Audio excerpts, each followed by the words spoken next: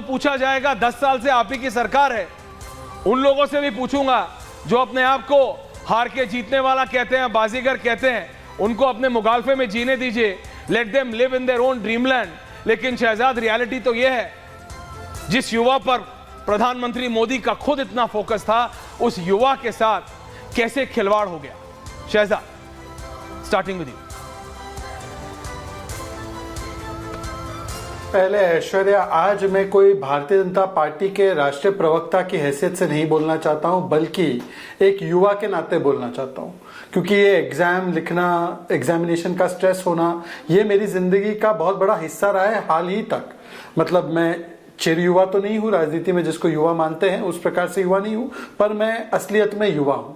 और इसीलिए मैं कहता हूं, आज हम लोगों ने पिछले 7-8 वर्षों में अगर देखा होगा, एक प्रयास ईमानदारी से किया कि जो अलग अलग एजेंसी, स्टेट की एजेंसीज, फलाना एजेंसीज एग्जामिनेशंस अलग अलग रखती थी, कोई अकाउंटेबिलिटी नहीं होती थी। आज कई सारी एग्जामिनेशंस को स्ट्रीमलाइन करने की बात हो, आज जो एग्जामिनेशन सेंटर्स को गांव तक और सेमी अर्बन एरियाज तक ले जाने की बात हो, वहां पर भाषाएं बढ़ाकर इंक्लूसिव और डेमोक्रेटिक बनाने की बात हो, फीमेल पार्टिसिपेशन बढ़ाने की बात हो, ये सारे प्रयास ईमानदारी से किए गए। और जहां पर भी कमियां निकली, गलतियां निकली, जैसे कल नेट के एग्जाम में जहां पर लगा कि कमी है, तो तुरंत, क्योंकि वो कोर्ट के विचाराधीन नहीं था, उसको कैंसिल करवाकर उसको पूरी तरह से सीबीआई को सौंप दिया गया। अब ये वाला मामला, 24 लाख बच्चों ने परीक्षा दी, 7-8 सेंटर्स में कुछ गड़बड़ियां के जो प्रूफ है वो सामने आ रहे हैं। सुप्रीम कोर्ट पहले दिन से ही इस पर विचाराधीन है, इसलिए कुछ चीजें करना बिना सुप्रीम कोर्ट के आदेश के ये भी सही नहीं होगा, परंतु जो भी सुप्रीम कोर्ट कहेगा उसके हिसाब से सख्त से सख्त कार्रवाई करने के लिए तो तैयार है हम लोग। परंतु आज जो कल 2 दिन से खुलासे हो रहे हैं उसके ऊपर भी तो चर्चा होनी चाहिए ना। प्रथम ये कि अपराधी चाहे जिस भी दल का हो, उसको बचाने की चेष्टा क्यों? आज अगर तेजस्वी यादव के पीएस ने किसी व्यक्ति को, जो मास्टरमाइंड है यदुवेंदु, उसको कमरा दिया है, उसके साथ मिलकर ये सांठगांठ की है, बच्चों के भविष्य को खिलवाड़ किया है, तो क्या उस पर कार्रवाई की मांग नहीं होनी चाहिए? और क्या उस पर स्पष्टता से राहुल गांधी को क्यों नहीं होनी चाहिए? पहली बात। दूसरी बात, राहुल गांधी की खुद की बहन एक आयुषी पटेल नाम की लड़की, जिसको हाई कोर्ट ने स्थापित कर दिया कि वो झूठ बोल रही थी मैंने देखा के बारे में और उसके मार्क्स के बारे में, ये कह दिया कि उसके ऊपर कार्रवाई हो, पर अभी तक प्रियंका वाड्रा ने उस ट्वीट को नहीं हटाया।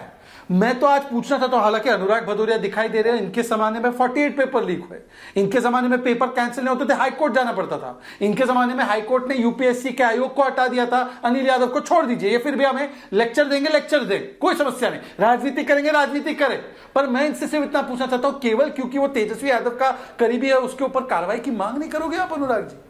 एक बार इंडिया अलायंस नहीं बोल रहा है कि नहीं ये बहुत गलत है, आरजेडी इसका जवाब दे। एक बार नहीं बोल रहे प्रियंका वाड्रा ने झूठा वीडियो क्यों डाला, इसका जवाब दे। प्रियंका खिलवाड़ हो रहा है, क्यों बचाने की कोशिश की जा रही? आज अनुराग जी, सब राजनीति छोड़ दीजिए, इन अपराध। मैं राजनीति आज नहीं छोड़ सकता, पता है क्यों शहजाद? मैं आज राजनीति इसलिए नहीं छोड़ सकता क्योंकि राजनेताओं को जवाब देना होगा।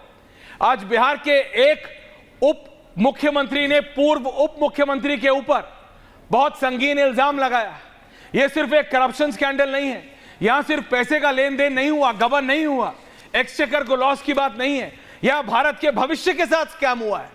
मैं बार बार दोहरा रहा हूं, परीक्षा में स्कैम यानी भारत के भविष्य के साथ स्कैम। और मेरे लिए यह ज्यादा महत्वपूर्ण है, लेकिन मेरे लिए शहजाद एक सवाल और है, और यह फूड फॉर थॉट है आपके लिए भी, कि यह जरा ध्यान दीजिएगा कि आज जब बिहार के उप मुख्यमंत्री पत्रकार वार्ता कर रहे थे तो उनके समकक्ष कौन खड़ा था?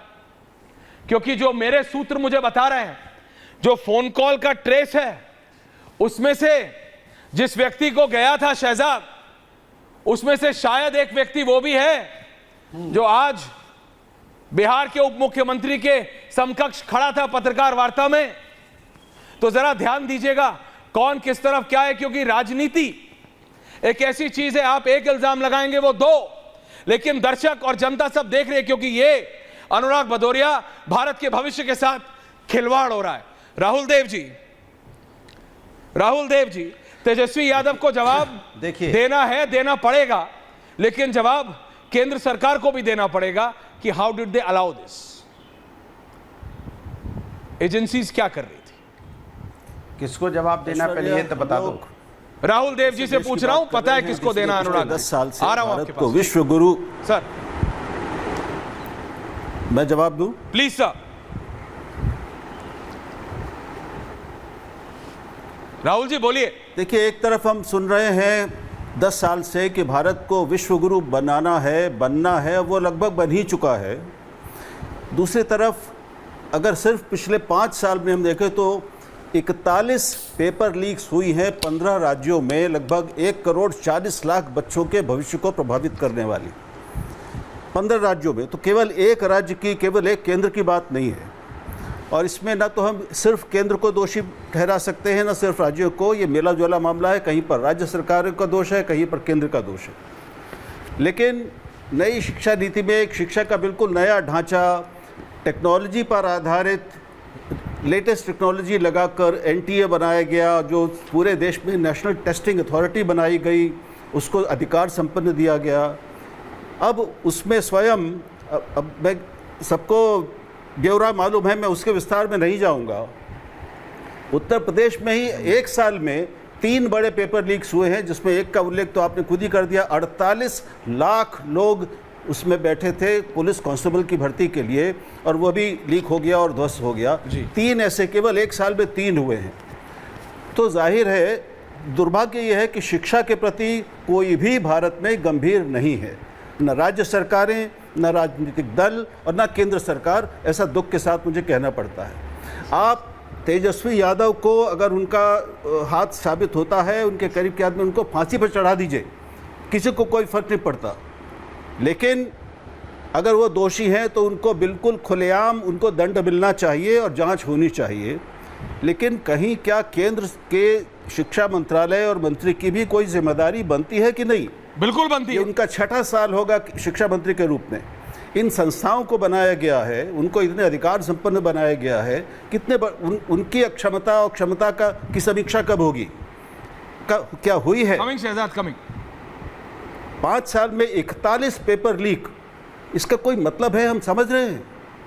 बड़ी बात है सर, बड़ी बात। इसको मैं आपसे एक अनुरोध करना चाहता हूं, कृपया इसको बीजेपी बनाम आरजेडी बनाम कांग्रेस, मैं नहीं बना रहा हूं इसका मुद्दा मत बनाइए सर। मैं नहीं बना रहा हूं। इस हमाम में सब नंगे हैं सर। मैंने इसीलिए कहा, आपने शायद सुना नहीं, इसलिए ये मत करिए कृपया। सर आपने सुना नहीं। बीजेपी के जो उप मुख्यमंत्री आज पत्रकार वार्ता कह रहे थे, मैं अभी नाम इसलिए नहीं ले रहा हूं क्योंकि मेरे पास जानकारी आ गई है, लेकिन कल कंफर्म्ड होगा।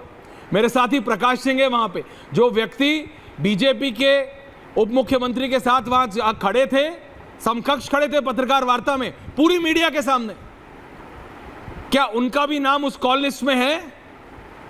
वो सारी चीजें निकलेंगी टाइम आते हुए। लेकिन ये बात बड़ी है शहजाद, 5 साल में इतने कहीं कुछ इन प्रिंसिपल कुछ गड़बड़ है।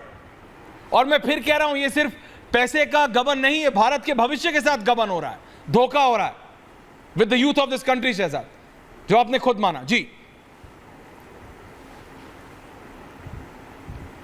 Yes Shehzad, you wanted to counter. लगता है कि आज जो राहुल जी ने बात रखी है उसी को नहीं, काउंटर का सवाल नहीं है, इन विषयों पर काउंटर वगैरह नहीं होता है। राहुल जी की बातों को केवल आगे बढ़ाते हुए बढ़ाइए। देखिए, 2 टेम्पलेट है रिस्पांस के। राहुल जी क्योंकि बहुत ही सुलझे हुए और वरिष्ठ पत्रकार है, उनको याद होगा।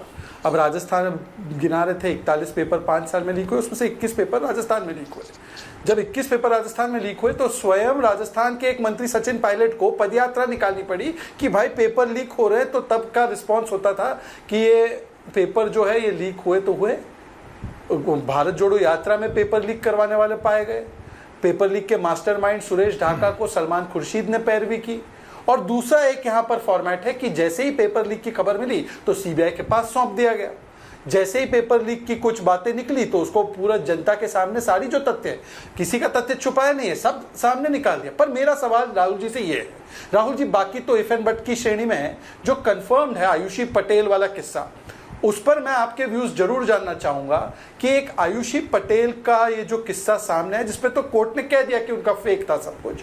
प्रियंका वाड्रा जी अगर वो झूठ फैलाती है, इससे पहले उनके भाई ने झूठ फैलाया कि ईवीएम अनलॉक होते ओटीपी मोबाइल फोन से, तो मुझे समझना है कि ये क्यों किया गया। क्या इसके पीछे ये स्ट्रेटेजी थी कि क्योंकि तेजस्वी का आरजेडी का नाम आ रहा है तो किसी प्रकार से डाइवर्ट कर दिया जाए?